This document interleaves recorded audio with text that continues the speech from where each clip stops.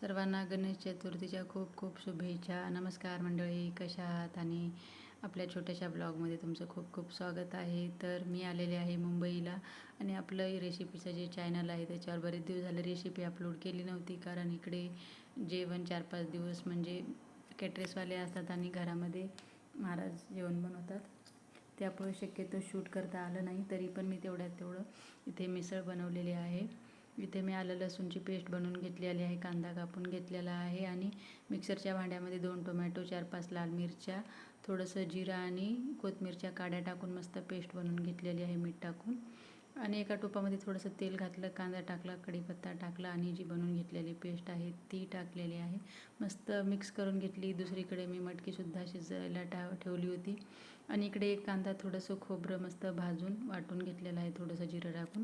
याच्यामध्ये थोडंसं पाणी घातलेलं आहे आणि तेल सुटेपर्यंत याला शिजून घेतलेलं आहे. याच्यामध्ये लाल काश्मीर मिर्च पावडर टाकलेला आहे.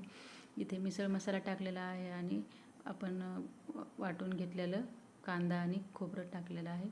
मस्त याला मिक्स केलेलं आहे, बघू शकता. आणि आता याला चांगलं तेल सुटेपर्यंत मिक्स करून घ्यायचं. नंतर याच्यामध्ये शिजून घेतलेली मटकी टाकायची आहे आणि मस्त ही मिसळ आपली रेडी आहे.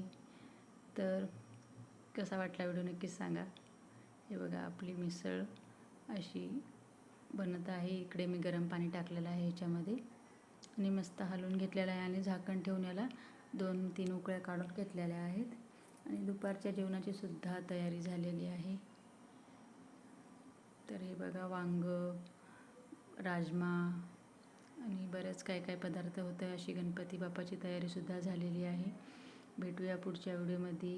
हे आहेत आमचे घरचे बाप्पा आणि बाप्पा आमचे उद्या येणार होते, तर ह्या आधीच्या दिवसा व्हिडिओ होता. तर कसा वाटला व्हिडिओ नक्की सांगा. Bye bye.